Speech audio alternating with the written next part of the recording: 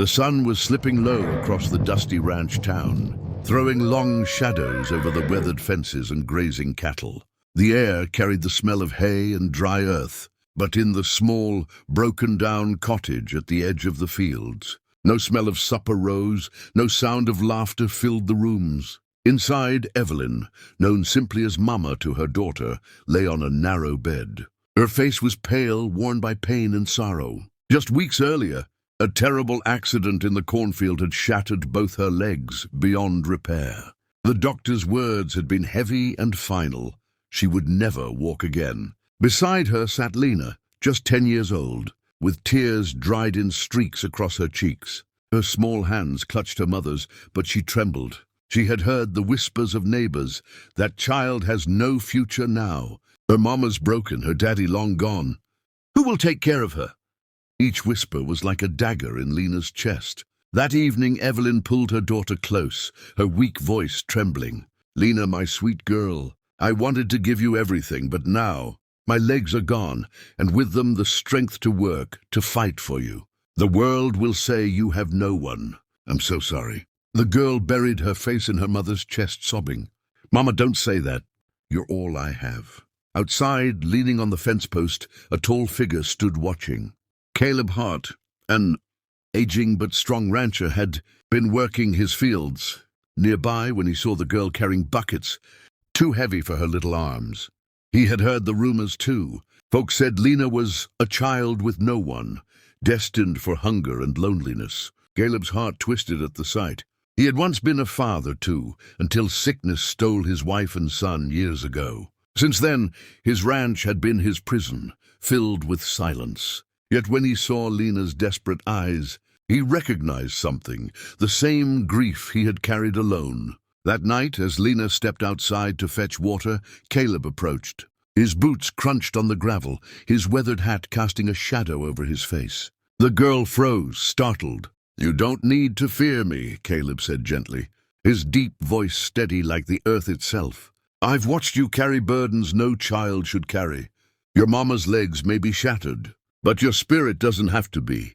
Lena blinked, confused, her lip trembling. He knelt down so his eyes met hers. His rough hands, calloused from years of ranch work, rested on his knees. Then he spoke the words that struck like thunder in the quiet air. "Mama's legs have been shattered.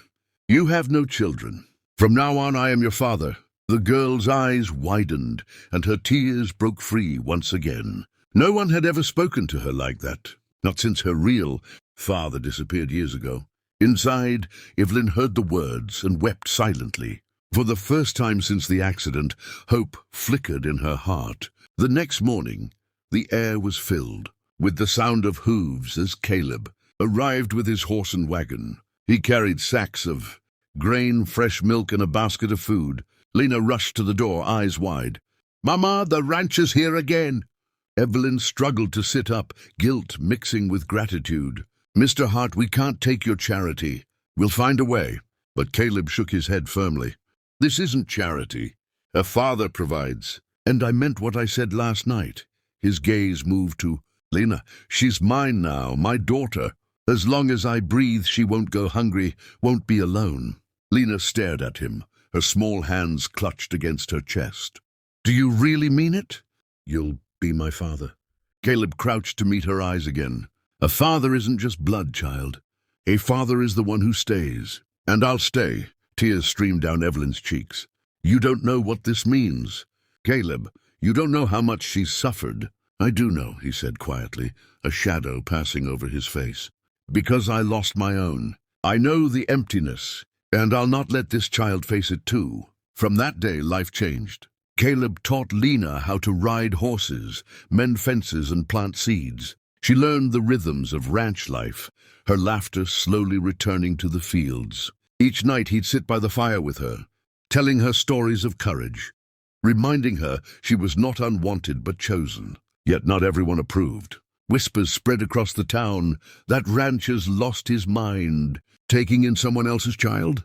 What good will come of it? But Caleb didn't care. His bond with Lena grew stronger each day. She began calling him Papa without realizing it, and when she did, his rough eyes glistened, though he pretended to brush it off. One evening, as the stars scattered across the sky, Lena ran up to him clutching a wildflower. "Papa, look!